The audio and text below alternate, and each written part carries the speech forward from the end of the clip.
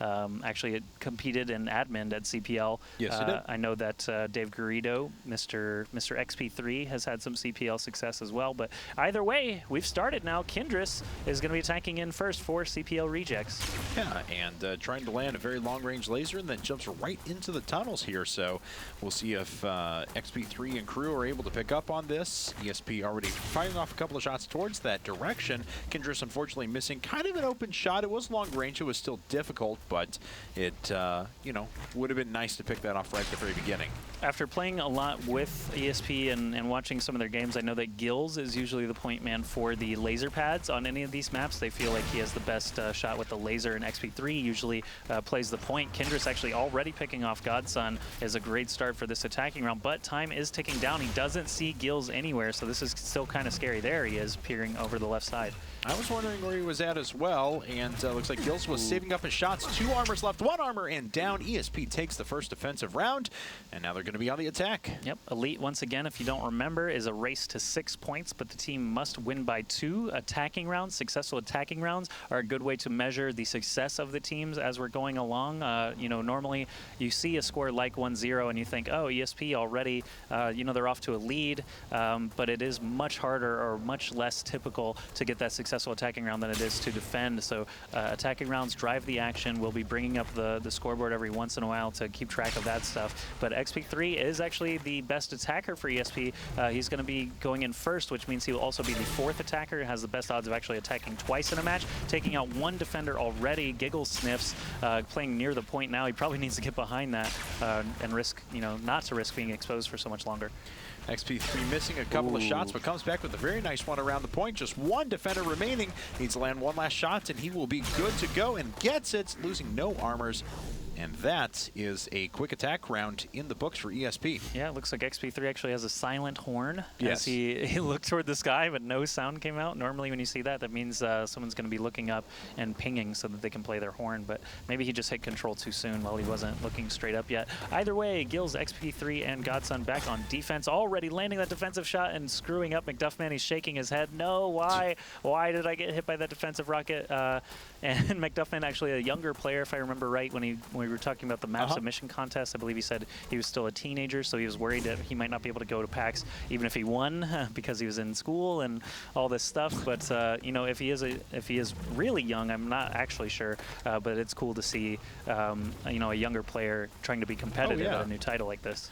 Well, McDuffman has kind of split the defenders. Godson off to his right. Ooh, as soon as he throws up the laser, of course, it is a long recharge time, so so Godson ducks in and tries to get off a couple of shots. Now exposing himself, trying to rush down his opponent. Thankfully, doesn't have to pay for it. Oh, but then McDuffman goes down very quickly in a 3-0 advantage for ESP. Yeah, ESP done a good job so far with their defensive rounds, basically, you know, trying to land that first armor from long range, but then choosing the right time to try and just unleash all the defensive rockets onto CPL Rejects. Already with a 3-0 lead, ESP's looking good, and this is only their 2nd attacking round. Gills with a very, very strong laser as well might be able to duplicate what XP3 pulled off at the first time. Ooh, jumping over the top of 2 crisscrossing rockets there as well.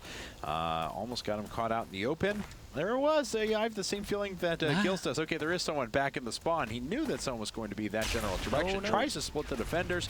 Does get an open shot, but can't land it. Ends up hitting the much more difficult jumping shot off to the side. All right, Gills actually got out of there pretty well without taking any rocket damage after that defender kind of showed off, had a showdown with him there in the alleyway. But now only 2 defenders remaining, still 3 armor. ESP, nice. If anything, they're really good at keeping their armor high.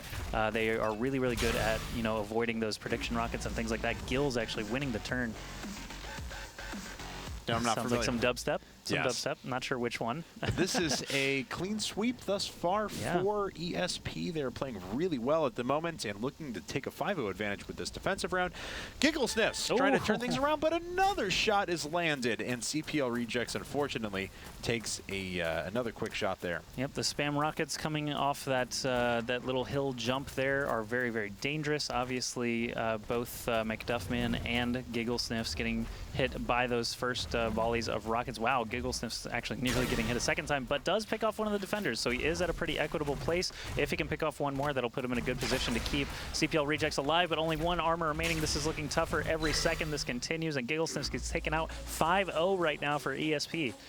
And it looks like up next is going to be Godson, and makes sense why he's the last attacker, as he has been voted most likely to sabotage of all in his high school Shootmania class. players. It's in the yearbook as well, most Correct. likely to sabotage, right next to his portrait there. But he is giggling in his portrait, so that makes sense. But yes. Either way, he has a fondness for electrified water, fondness for rockets to the face, and he likes long walks on the beach, I believe. Correct. Yeah. He's a Virgo. He has, unfortunately, taken one quick rocket to the face, as you mentioned before. But, you know, it's kind of an interesting position. I wonder where the defenders are posting up at. There we go. None of them were exposing themselves, and Godson comes right back and lands a nice shot. Yeah, the defender's down to only 2 now, so we're at kind of an even point. But Godson has a chance to be able to take this whole first map if he can just land those next 2 lasers. Time is ticking down a little bit. Gigglesniff's playing the point, but the other player, Kindris, trying to keep himself hidden for the moment. And, Gigglesniff was caught way out in the open. Godson can't land the shot, and it's just down to a few seconds. But he's taken out, and CPL Rejects is on the board. Putting a point on the board, avoiding that terrible 6-0 that every team dreads, especially in a very important match like this one. It is, you know, best of 3 single eliminations, so whichever team moves on out of here will get into the semifinals. A team that gets defeated will be eliminated for the entire qualifier, and they will have to come back for the second qualifier about 10 days from now. And Kindris is bypassing the whole take in armor loss and then go into the tunnels and just go straight into the tunnels. Catches Godson way out in the open and lands a nice shot as well. Kindris up 1 defender, and it was no armor losses, but now, Gills comes right back with 2, and that is the map in the book. ESP taking a 6-1. That's the first map